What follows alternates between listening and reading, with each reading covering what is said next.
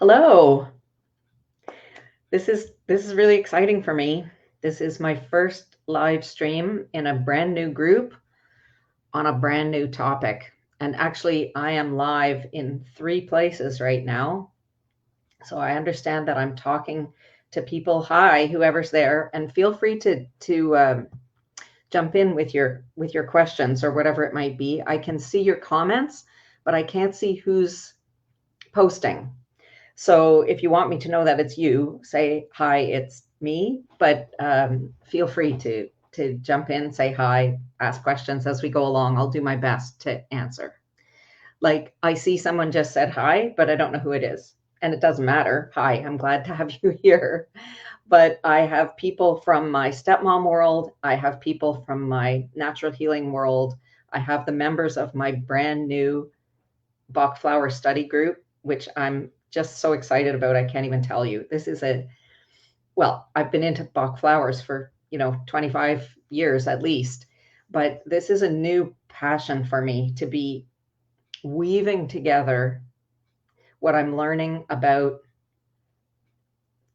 the new consciousness, about upgrading human consciousness, which is a new possibility for us. And that's kind of a whole story, but it goes along with the way that everything is falling apart all around us right now, right? We can see things are disintegrating at a rate and on a scope that maybe has never happened before. Like, this is a weird time that we're living through right now. Everything is changing. Everything that we thought was something stable, even like financial systems, talking about like moving away from cash and into digital currency, or things like the whole government system of the world changing in really fundamental ways. Like, things are changing and happening on a gigantic scale. Relationships are evolving in very peculiar ways, right? People that we've been close with all our lives, we suddenly feel very distant from because we feel like we're on a different wavelength of understanding about the changes that are happening. So this is a really, really critical moment for the evolution of human consciousness. And what I understand now is that evolution as a thing is something that has become an individual possibility, a personal effort. It is not anymore restricted to the way a species evolves over eons.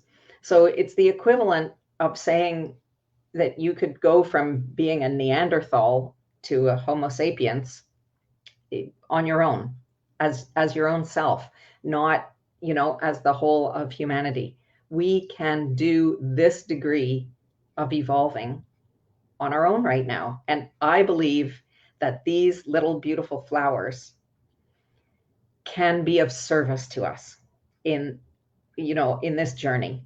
I think they can be incredibly of service, and I'll be going into why that is, of course, as we get talking more. But I wanted to start off with a story about the thing that, the event that happened in my life that made me understand the power of these remedies. So I've been a homeopath for more than 20 years. Many of you watching would know that about me. A lot of my clients are on here right now. Um, and I used to use the Bach flowers as an adjunct in my practice, and I always thought of them as something fairly light, something easy on the system, easy to prescribe, and not really as profound, let's say, as homeopathy. But I had an experience some years ago that kind of shook me up about that. I was approached by a client who wanted help for her adult son. Maybe he was about 25 years old at the time. And I had treated him some years before for very severe eczema on his hands. And we had a typical but kind of really unfortunate experience where there was an aggravation of the symptoms. That often happens on the way to healing. That, we call that a healing crisis. And he had gotten really freaked out and didn't want to do homeopathy anymore because he couldn't get past the point where the symptoms were, going to be worse for a little while. And she came to me with a completely different problem, which was that his whole personality had changed. He had gone from being a really easygoing, very affectionate young man to being cold and hard and nasty and unapproachable. And it was really terrible. And she was really, really worried about him. And it came out in our consultation that his hands were fantastic now. He had used some cream, some product, some steroid or something that made this whole problem go away. Hands were great. And he had suffered, this really, really severe problem on the mental level, which if you know anything about homeopathy, you would know that, this is a process that we understand very well, that when you suppress something on the physical level, it sometimes manifests on the emotional level or even on the mental level. And so as I was thinking about how to treat this kid, this young man, who didn't think that he had anything wrong with him, because this was a real psychiatric kind of problem that he was having, like, what was I going to give this mom to give her son surreptitiously, but with all the best intention of bringing him out of a bad situation that he, because of his symptoms, he couldn't recognize that he was in a bad situation. And I didn't want to give her another homeopathic remedy because I said, it's going to bring back the eczema. Like, it has to come back. And I didn't want him to freak out and get even more extreme in his expression. So I said, let's do some Bach flowers. And maybe that will be a gentle way to, kind of bring him back to himself. And so she said, well, that'll work really well for me because he has a big water container, like one of those big, big jugs of water with a tap at the bottom. And he gets all his own water from that. So I could put the drops into the water and he'll get it several times a day. So I said, beautiful. And I made a combination of remedies because these Bach flowers are often used together in combination maybe not more than homeopathy. I practice homeopathy with one remedy at a time, but Bach flowers are often used in combination. So I made her a combination to put in his water. And after a few weeks, she said, well, it's incredible. Like, my kid is back. He's back. The normal one is back. And when I asked her to describe what happened, she said, yeah, the eczema came back on his hands, but he didn't freak out about it. So that was where I saw that Bach flowers were acting as deeply as I would have expected a really good homeopathic remedy to do, in that it reversed this whole process and brought back the next problem is to deal with the eczema, but it brought him out of this kind of extreme psychotic break that he was having. And that was proof for me that I could see them acting as deeply as I would expect homeopathy to act. But at the time, I couldn't get farther than that. I couldn't understand how to use them in a deeper way, because our approach to these 38 Bach flowers is what I consider now to be a very superficial one. And I don't think that it was superficial in the beginning, because Dr. Bach, Edward Bach, and let me just say with all love and appreciation for him, he called himself Edward Bach. His pronunciation of his name is Bach. And I can't bring myself to do that because I was a musician for so many years. So to me, the name is Bach. So I apologize to Edward Bach for saying Bach flowers, but that's going to be my thing. Anyway, Edward Bach is a very famous guy, even in the world of homeopathy. He was born in 1886, so that's, it's a long time ago. He became a medical doctor. He became a researcher. He was a pathologist.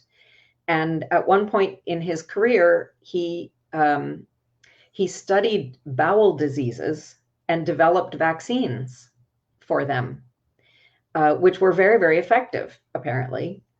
But he started to despair over the method of introducing these things. He wasn't fond of the injection as a method of um, introducing a healing substance into the body, because it involves an injury, and because your body reacts to the injury of the injection in a certain way. He felt like it's not right. It's not right that we put it in to the body in this way. And he kept looking for new ways of using the idea of bowel dysfunction, which is super popular right now, right? Like your whole gut biome and your bowel flora and all of that. Like that's a very, very popular and important kind of treatment at the moment, that we understand that most of us are walking around with some dysfunction of our digestive system, and that a lot of really important things happen there, especially immune function. So at a certain point, he became a pathologist at the Royal London Homeopathic Hospital, which was a thing until they closed it down just a few years ago. But for 100 years, there was several homeopathic hospitals in London and in Canada and in the United States, if you didn't know that.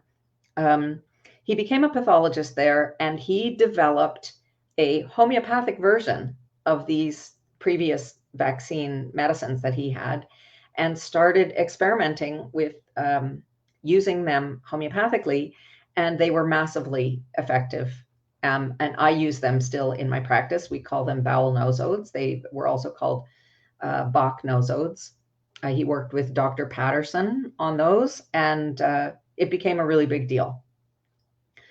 So something else that he was very famous for was treating soldiers coming home in tatters, really, from the First World War. He was treating soldier casualties during the First World War. And he might have been the first doctor anywhere to treat what we now would refer to as PTSD. In those days, they called it shell shock, but it was the very, very significant psychiatric aftermath of, being a soldier in the war, like the trenches and all those horrible experiences, and seeing your friends get blown up in front of you, whatever, like really seeing the mentally and emotionally destructive elements of that, where guys were not functional. They were not able to return to the world, to hold down a job, to be with their families. And he rightly considered that to be just as important an injury as the guy who was losing his leg, or maybe even more so, because like their life as they knew it was over. They could not return to real life. So he considered these kind of psychic injuries as a very as a huge priority, which was not the case in the rest of medicine. Something else that happened to him that was really instrumental in changing the course of his life was that at one point he had a kind of dramatic collapse in the middle of his work, maybe even during a surgery or something. He was a surgeon. And they discovered cancer that was quite progressed. It was a late stage cancer. They removed his spleen, which in those days was a palliative thing to do, because you can't really live very long without one, and gave him 3 months to live. And he said, with the 1920s version of "Not today, Satan," and he got up out of bed and left the hospital and lived another 19 years, which is a real testament to not just his will, but to the way that he was healing himself, which is quite amazing. So he's known for having left his medical practice at some point. It didn't happen all at once, but he wanted to live in nature. So he went back to, he had grown up in the countryside, and he went back to live in nature. And he was very, very drawn to flowers.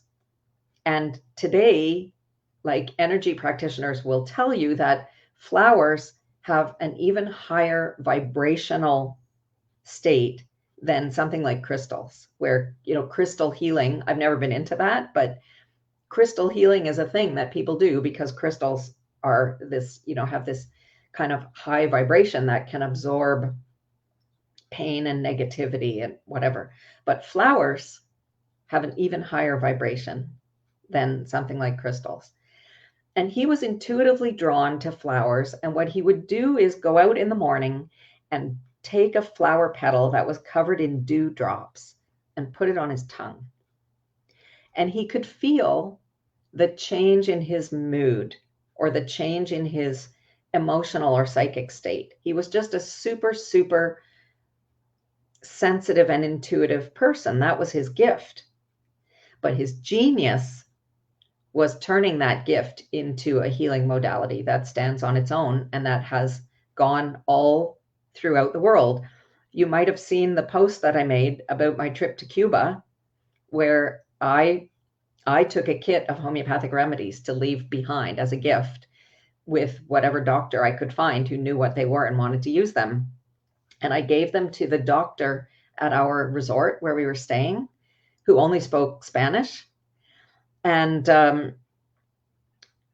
I gave them to this doctor, and she thanked me very much. And I asked her in my broken Spanish, what could I bring next time that she would need or wanted to have for her clinic? And she said, flores de Bach, Bach flowers. Like, that kind of blew me away. That was the, if you asked a doctor in Cuba, what could I bring you that you don't have enough of? That was the thing. So, it's gone all over the world. All over the world, they use Bach flowers for the last, 80, 90 years now. So at some point, I said he would take these flower petals that were covered in dew and put them on his tongue. And he started collecting the dew, if you can imagine, from flowers to try on other people. But this was an impossibly labor-intensive thing to do. So eventually he figured out other methods by trial and error. And one of the ways he would do it was to put flower petals in a glass bowl and leave them out in the sunshine so that the energy of the sun could somehow infuse some energetic signature or code, multiple codes from these flowers into the water. And having done this for a little bit, he made up a combination that he thought would be really helpful in cases of extreme shock, like what he was seeing with these soldiers coming back from the war. And while he was on a holiday, he probably had a place where he stayed near the sea that he went off and on. There was a terrible storm and a really very emotionally difficult rescue of a ship that was going down, and some sailors drowned. And they finally, after many hours, managed to rescue a guy who had tied himself to the mast of the ship so that he wouldn't be swept overboard. But he had been many hours in the cold and wet, believing that he was going to die. And when they brought him back to shore, he was frothing at the mouth. He was unresponsive. Really, they just thought that he was going to die. And Dr. Bach came along and rubbed some of his, this combination of rescue drops onto the guy's lips. And within just a few moments, according to the story, he sat up and asked for a cigarette. And then he was okay after that. So you can believe that made Dr. Bach something of a celebrity in this town. And it kind of went from there. So I'm going to just jump right now from the world of Dr. Bach and his remedies into the world of new consciousness, which I've been very, very deeply exploring in the last couple of years. So I don't even know how to start talking about this, but I'm just going to jump in. Apparently, since 2018, there has been a change in the energy of the planet that we're all standing on, such that we have a new access as people, as individuals, as owners of human consciousness, to access what Eckhart Tolle would call the power of now. We have a new capacity to access present moment consciousness which means that we're not being governed or ruled or led by our unconscious mind in the same way. Okay? Like psychologists will tell you that your conscious mind is only about 5% of what your mind is doing. The rest is all unconscious stuff. And every one of us alive is in the grip of our unconscious conditioning, our history, our mental backstory that filters how we see the world, right? We all look through a different pair of glasses. And if that were ever more evident than it is now, we are all looking at the same situation in front of us and seeing it with a different filter. And some people say this situation is fantastic, and others say this is the worst thing that's ever happened. And there's no middle ground. You can all relate to this, right? And it doesn't matter if it's politics or disease control, whatever it is, we have very, very polarized opinions that depend on the glasses that we're wearing, that we're looking at the world through. And those things are completely unconscious to us. And so all of our important life decisions have always been made with an unconscious bias that we can't see. And we're being pushed to such an extreme of that right now that it's just like cracking the whole thing open. And finally, there is a way to see these glasses and to just take them off and to begin to see reality for what it really is. And what an exciting time that could be to be alive. It really excites me very much. So your unconscious does not have to rule you anymore. We have choices now. We have choices available to us that we just didn't have before, and we're learning how to use them. So this is a time for upgrading what we call your codes, your programming, the programming of your inner, I don't know whether to call it your hard drive, your operating system, maybe. Upgrading the codes of your operating system to be more present, to be more aware, to not allow what we call shadow or distorted codes, distorted energy, to run your show anymore. And I think that there is a massive place for these little Bach flower remedies to be hugely instrumental in speeding up that journey, in getting you there faster, in opening more doorways so that you get to see what's behind the door quicker. You don't have to spend so much time struggling. Okay. So that's what brought me here. And this session is talking about stress. And stress is a huge umbrella term to cover things that we might otherwise refer to as overwhelm. When you feel overwhelmed in your work or with your life situation, with any kind of emotional situation, we call it burnout, right? How many people are experiencing burnout? Again, you can burn out in a work environment, and you can totally burn out from a personal life situation. I know a lot of my stepmom friends are on here. Stepmom burnout is a real thing. Again, we're stepping into a brand new life situation that never existed before in all of human history until about 40 years ago. So small wonder that it's fraught with difficulties. And as we put all of our old programs, our old programming, our old way of doing things, like into this new situation, and try harder and harder and harder the old way, we can burn out from that because we can't see the new way yet. It's too new for us. And I think that I know for sure that Bach flowers can be really instrumental in getting us past the phase of overwhelm, exhaustion, burnout, anxiety. Like, how big is that of a problem, right? How many people are walking around taking anxiety medications so that they can function? These flower remedies can be so so successful in lifting us out of, getting us off of that hamster wheel of emotional and mental spinning in one state that we can't seem to change. That's what they're good for. So what I'm going to do now is talk about my top 3 remedies for stress. Clearly understanding that everybody's stress is different, but I want you to come away from this with a place to start, okay? Flower essences connect us to our own inner essence and balance us. Exactly. So connecting you to your inner essence is a place where I know, like, I've been stuck there. Like, okay, I know I have to do that. Like, what do you do to connect to your inner essence? One of the things that I've done in the past is meditation. I've done a ton of it. I've been a serious meditator for 20 years. It totally changed my life. There are things that, nothing will change but meditation.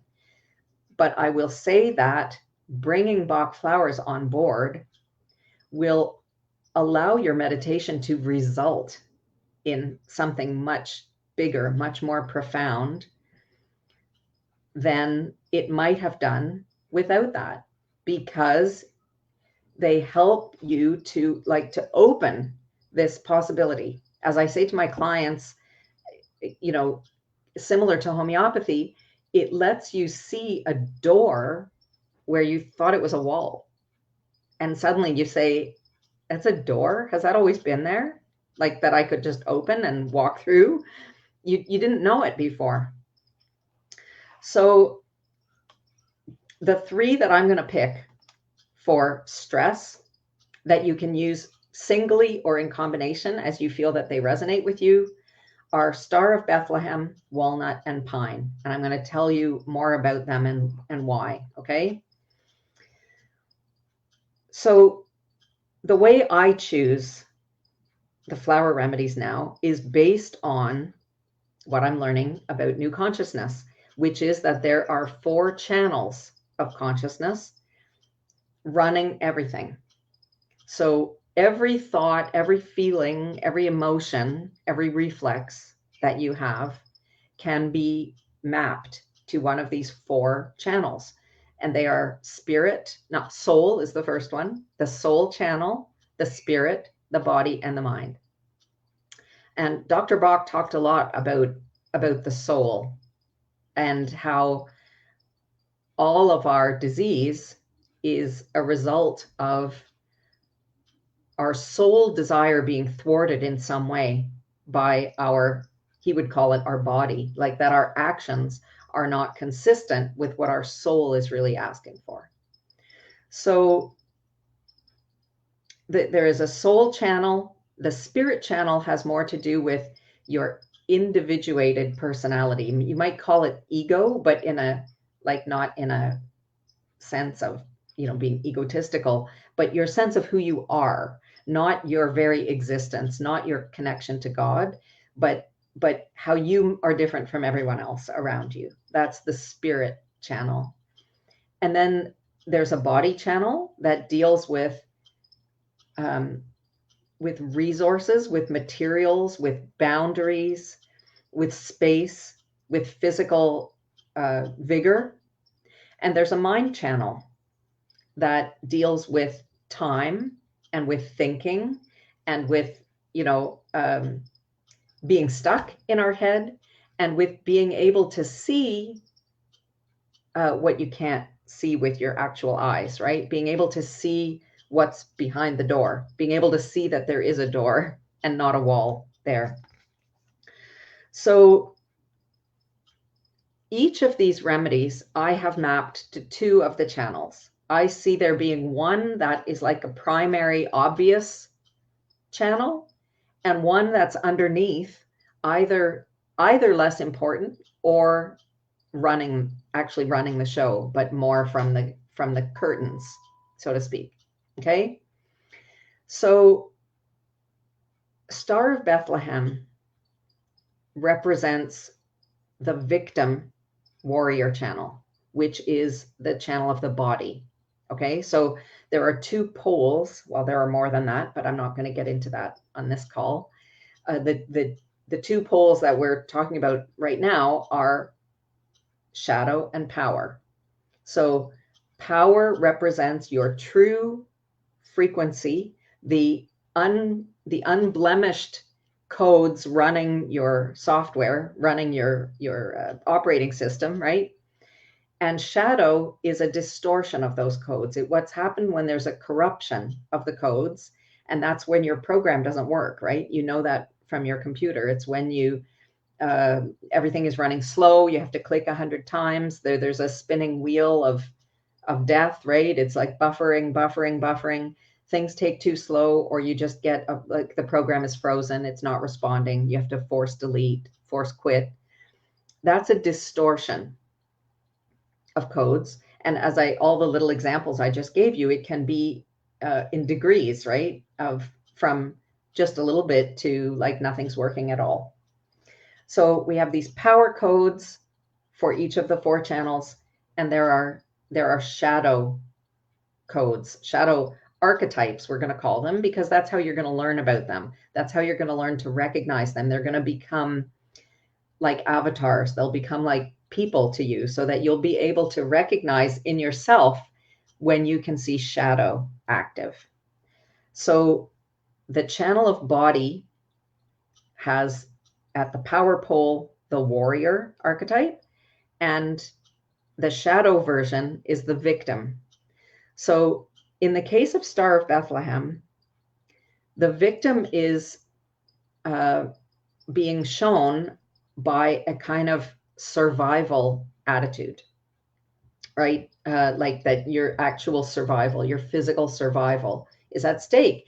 And sometimes this is, a trigger of your limbic system, or of your cerebellum, like your old animal brain that's about fight or flight or freeze, right? We have those animal instincts in us still, and many things can trigger that in us where we feel that our survival is at stake. Star of Bethlehem is also represented by a situation where you are stuck in a trauma that seems to never resolve. So that would be like the shell-shocked soldiers coming home. They are stuck in that moment of, I'm about to die, or like, I can't live past this situation. And they can't get past it, even though the circumstances are gone, right? You are not in a trench anymore. No one is shelling you. Your life is not in danger. You're safe now in a hospital. But they can't get past it. There's something that keeps them stuck, looping, and they can't seem to get past it. So that is how the victim shadow grabs us for Star of Bethlehem. In each of the remedies, it does it in a little bit different way. That's why we're going to learn about them, okay? In Star of Bethlehem, the victim can cause you to feel numb or out of your body.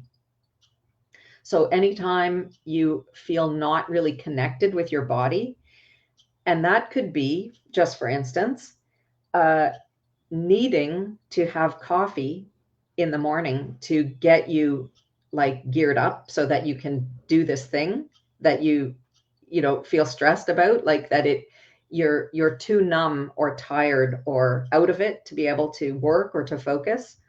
So you might be out of your body to the extent that you need something to bring you into your body, like coffee. Or you might need, at the other extreme, you might need something like alcohol to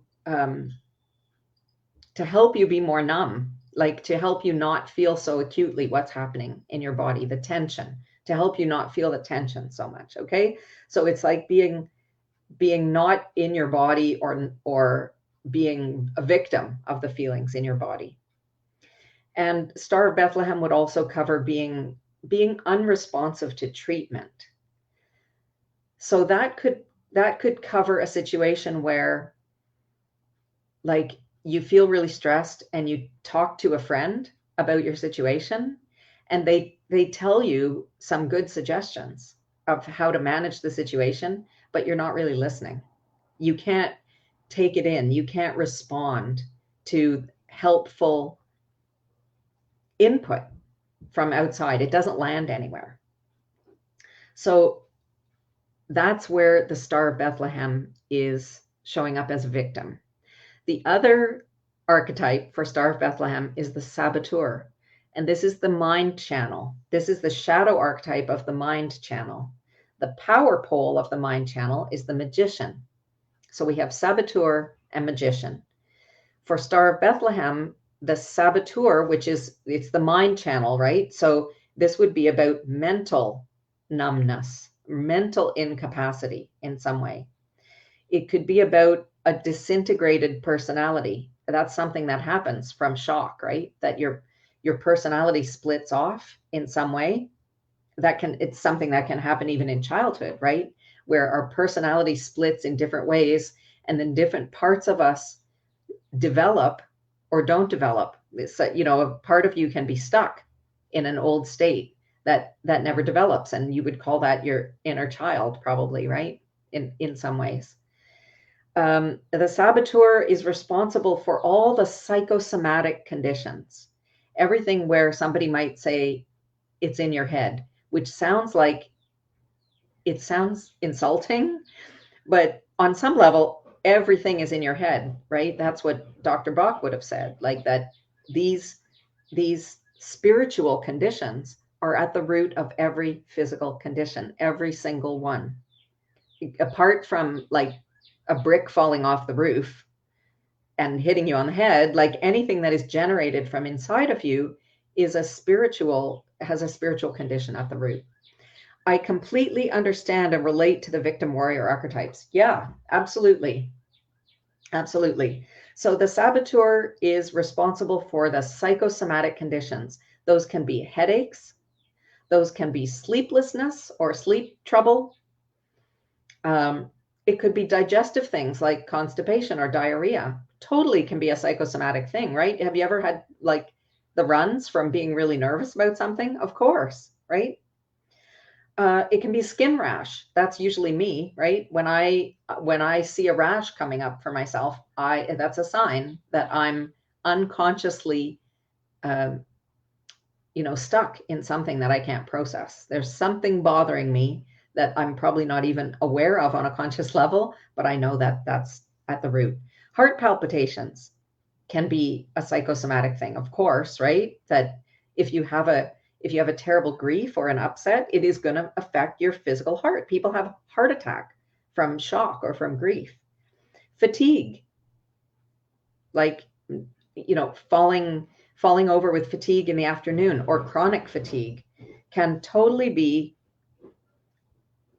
driven or at least supported by the saboteur's ability to create psychosomatic conditions.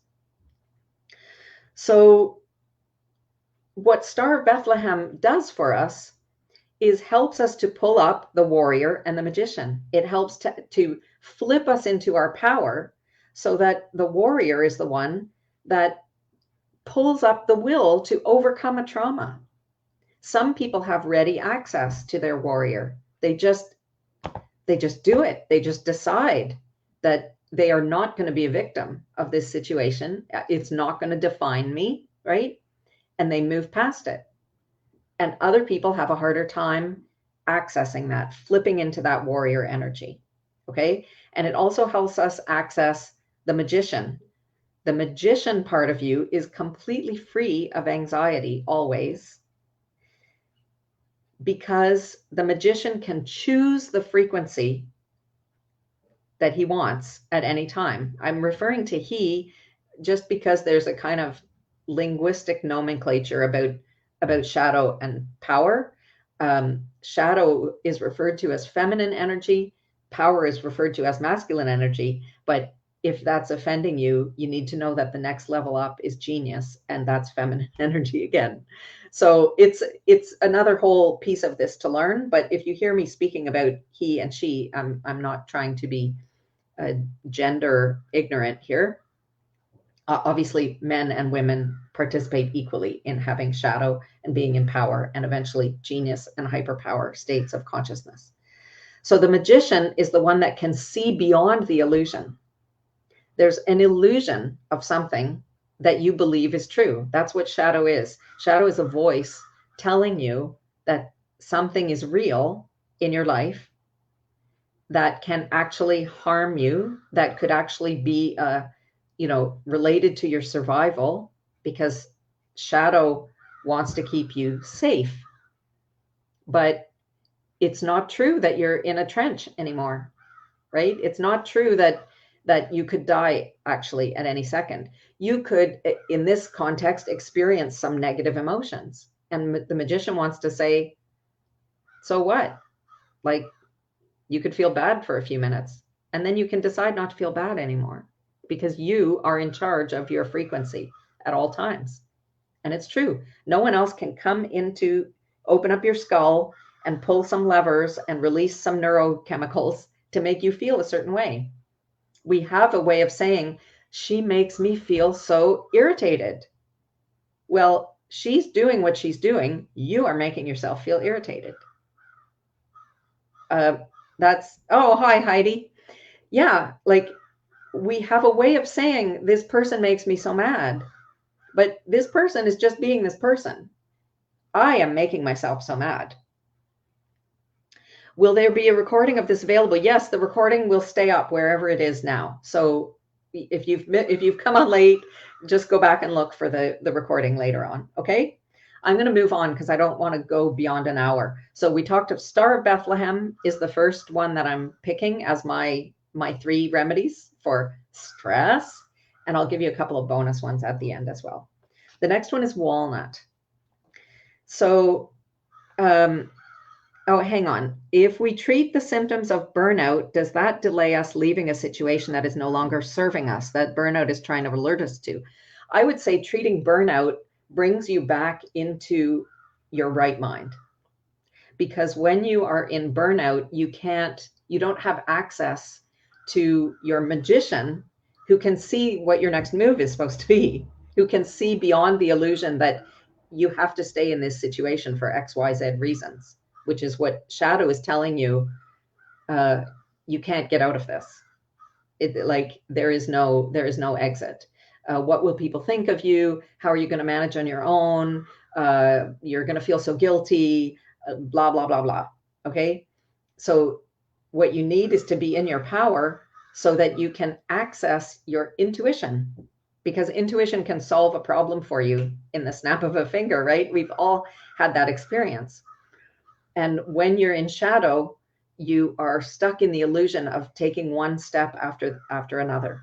And you're stuck in the illusion of requiring proof before you move on to something else, or requiring evidence. Okay. So I think treating burnout or treating shadow is going to just bring you back into what I would call your right mind, where you have access to your birthright of power to plan your next move from a place of consciousness, and not from a place of unconscious fears or insecurities or doubtfulness.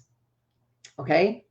So walnut, the 2 that I've mapped for walnut are the saboteur and the child. So that is the mind channel and the spirit channel. So we talked about the mind already, saboteur, but in walnut, the saboteur shows up as being hooked to the old codes. So because walnut is something that helps us through a period of change, of a transition, the saboteur is telling you all the time to do things the way you've always done them before. This is like the devil you know is better than the devil you don't know, or something like that, right? Like, the way you've done things before is the way you have to continue doing them. The way that you have always thought about raising children is the right way, and you just better keep doing that, because you don't know what's coming if you try a new way to suit this new situation that you've never been in before, right? The saboteur is about doubt, self-doubt, and second guessing. So second guessing yourself. The saboteur can't trust in what's coming next. They want proof before they take a step. Like, I need to see how this is going to turn out before I take my next step. So you're always holding yourself back. And leaning on other people's opinions is a very important facet of walnut. Needing to have input from other people, which is more like proof, evidence, data, instead of looking inside yourself to say, like, I actually know the answer here. I just can't seem to get myself to believe in it. Okay. And the child, we haven't talked about this yet, this channel of spirit, it's the channel of individuation. So the child is the shadow archetype, and the power archetype is the sovereign, the king or the queen, the leader, the monarch, the ruler of your world, right? So walnut is represented by the child because the child is about being stressed by transition of some kind, by transitional moments, by situations of change, by something new.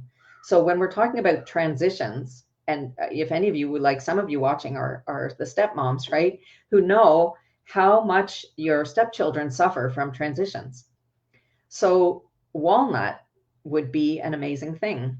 And one of the wonderful properties of these flower remedies is that they are completely safe for babies, for nursing mothers, for elderly people, for pets. There is nobody who cannot receive Bach flower remedies, and they have no side effects whatsoever. It is not possible to make a mistake with them. So it becomes a tool in your toolbox. They happen to also be like completely tasteless, right? And they can go in apple juice, and they can go in yogurt, and they can go on top of pizza or in Coke or coffee or beer.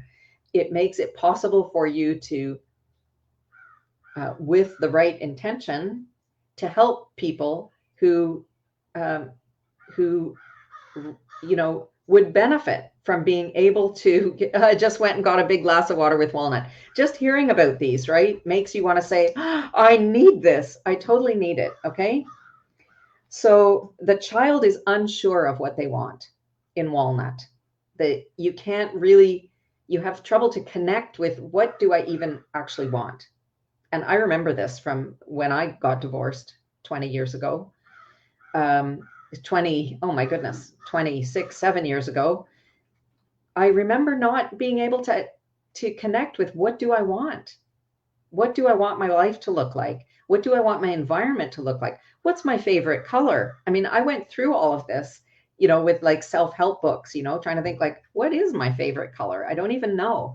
We get really disconnected from ourselves. So that is the child archetype speaking. Okay. So then walnut is going to bring in the magician that doesn't need proof, that what the move is, and you're ready to take action without having to see evidence in advance. And it brings in the sovereign, who is very much aware of and insistent on what you want. The third remedy I'm going to talk about is pine, which surprised me because I thought I was going to go with holly. I'll talk about holly in a moment. But I think I really wanted to cover all of the archetypes, all of the channels in this combination that I'm suggesting. So pine is going to bring in the channel of soul that we haven't talked about yet, with these other two remedies. The power position of the channel of soul, which is instigational energy, right? It is the beginning of your existence. It is your birthright to have this experience of life.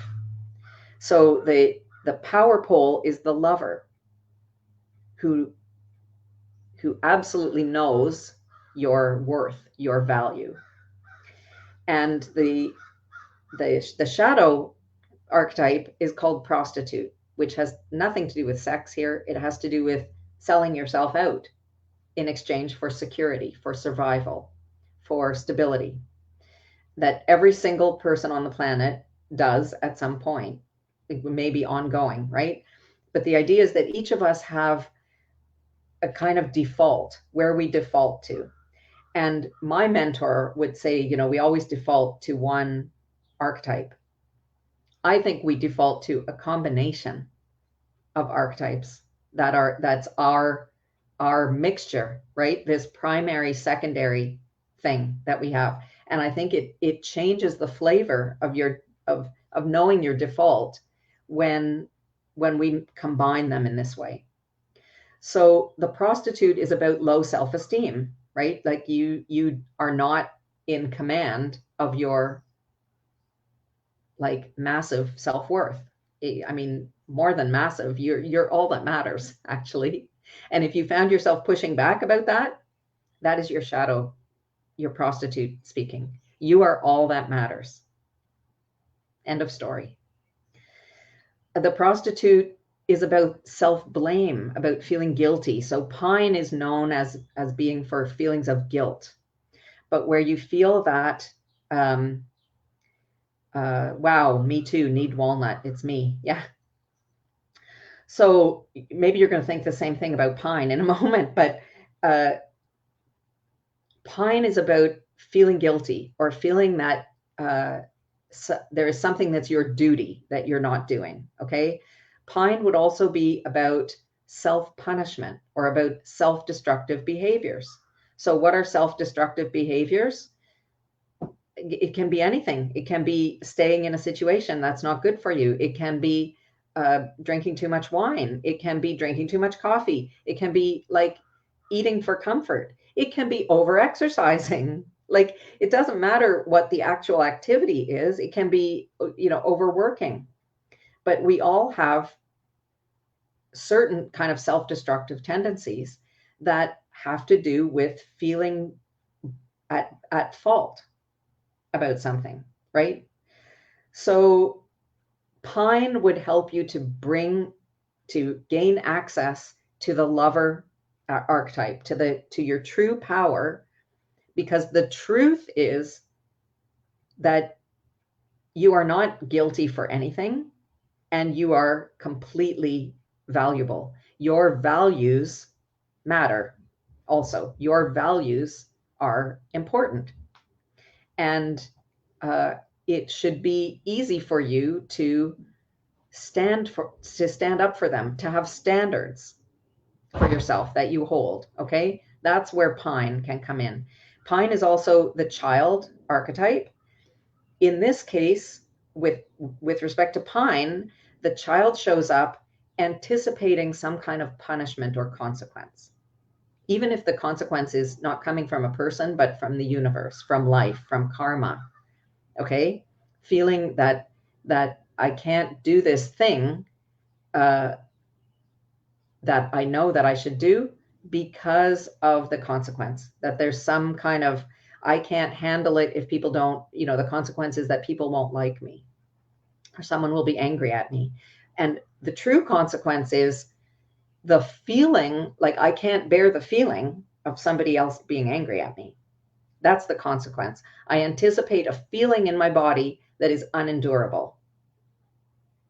And that's an illusion, because every feeling is endurable.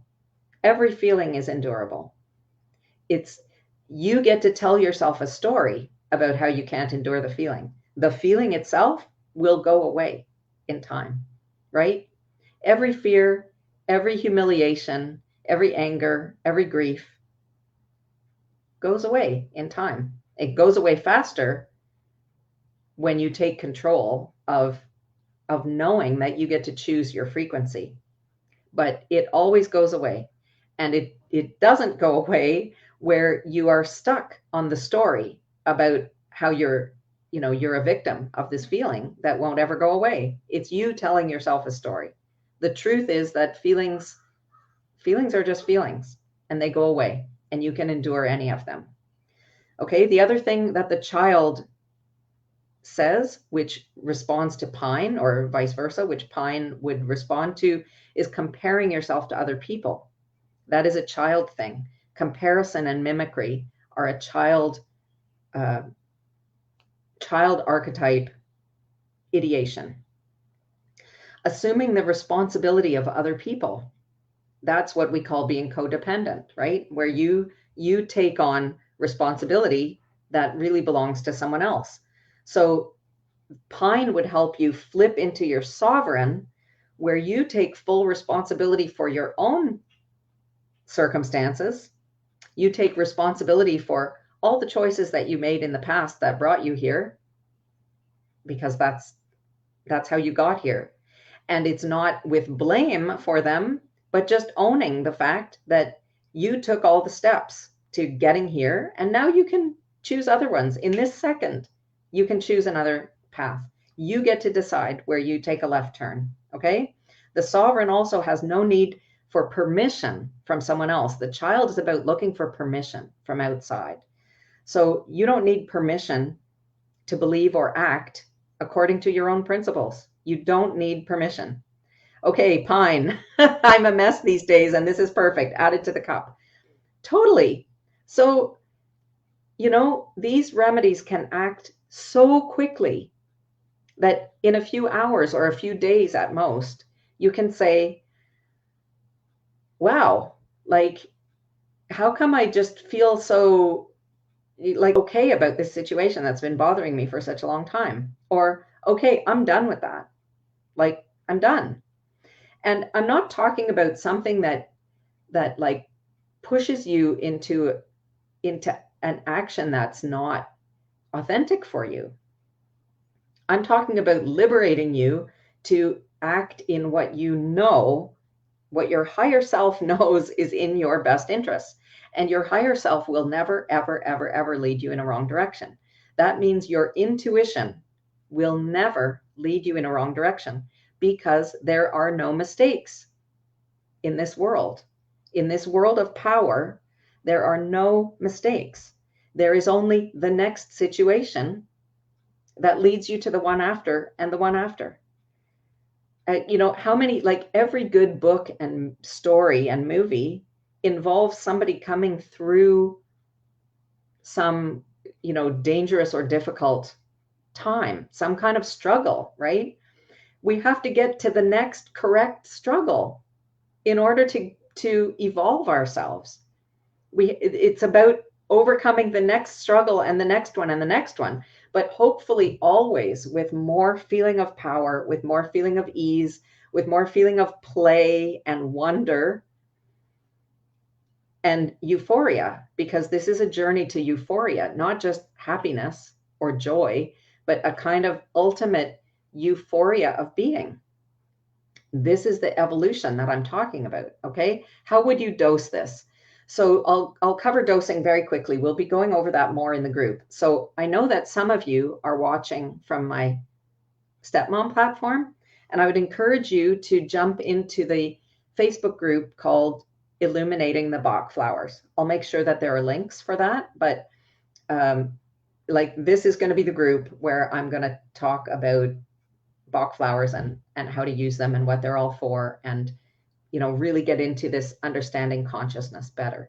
But this, can you see, if you've been using Bach flowers, can you see where this approach would lead you to just infinite depths of being able to use these, and not just saying pine for guilt. Oh, well, I don't feel guilty because I'm going to leave that off, But once you see that you're talking about a prostitute child situation, it helps you to look into yourself and say, that's me right now. Whereas otherwise it would have just, the descriptions are too superficial, and the way of using them that I was taught and what I've been seeing around me is to just kind of, it's like throwing spaghetti at the wall. Like you pick 4, 5, 6 remedies that sort of cover it, with the idea that maybe one of them is the right thing. And that's not what I think at all. I want these things to work synergistically together to cover the shadows that are present in you at the moment. Okay. So this is not an individualized combination, because I can't do that, but I want everybody to try this. And I think that, like, certainly Star of Bethlehem and walnut are really universally used. A lot of Bach practitioners put Star of Bethlehem into every combination because every person on the planet has some trauma that they can't get past. That's the nature of our, like, that's probably the definition of shadow, right? That we all have shadow. We all have trauma that we're stuck in. Take some Star of Bethlehem and let it contribute to lifting you back into your situation of power. How you dose this is 2 drops in a glass of water and you drink it. Okay. The way to make your remedies last longer would be to get an empty dropper bottle, or I sometimes just even use a bottle of water, like a plastic water bottle. It's not my first choice, but it'll work just fine. Or a jar with a lid, okay, with like half a cup of water or so in it. And then you put 3 drops from the dropper bottle into that bottle of water. And then every teaspoonful is a dose. So then you can just put the teaspoon from your bottle of water into the glass and now drink it. And it's still a dose, right? So everyone who knows about homeopathy knows about diluting. All of these remedies, by the way, this one is Serato, because that's the one I'm going to talk about next in the group. Serato is the flower of intuition. They all say 5x on them, which as far as I'm concerned means that they've been potentized 5 times homeopathically, 1 part to 10, 1 part to 10. So they're already, they've been dynamized, let's say, even more than just the flowers in water or the boiling method or whatever has been used to create them. Okay, so they would say 3 drops into the dropper bottle, 4 drops 4 times a day. So you can do it right on your tongue, or you can put 4 drops into a glass of water and sip on it. You can drink the whole thing right away. Extremely flexible. You cannot overdose on Bach flowers. General rule of thumb, 4 drops 4 times a day. I often use muscle testing with my clients to just see what their body is looking for. But got mine in here. You can better believe that. Okay. So we talked about Star of Bethlehem, walnut, and pine as a combination for stress. And it doesn't matter if it's overwhelm, burnout, or anxiety, it is going to touch something in you. And you want to take this for, 4 times a day if you can, or like, don't stress about that. Obviously, it would be bad to stress about your stress treatment. But it means you can put it in a water bottle and keep sipping it on it all day. Put it in a glass of water, have it 4 times a day, keep it in your pocket, drop it right on your tongue. Anything works, okay? You should notice something within a few days, but I will tell you to keep taking this, for 3 or 4 weeks, for sure. If you've done a little dropper bottle like this, keep going till it's done. And that's when you will be ready to then take the next step and see what's left. What do you treat next, right? Like, what becomes most present for you then? I want to just run over. Oh my God, I'm over time here. Okay, I'm going to do it next time. I was going to talk about holly, which is more about a situation of extreme hatred or jealousy or resentment. And I know that on the stepmom side, that's often a really big deal, right? Of getting past that. That's the main stress, is how much hatred and bitterness and sometimes jealousy or resentment is happening with respect to the ex-wife, the bio mom of the kids, whatever.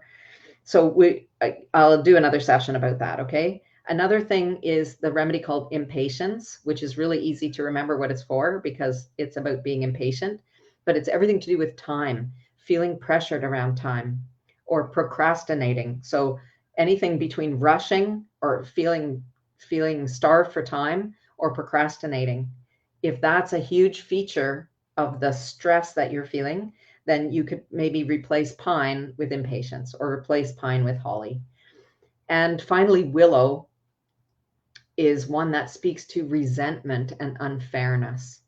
So If that's a place where you're really stuck in your stressful experience, Willow is the one where you really just feel like life is dealing you a crappy deal, and it's so not fair. Okay.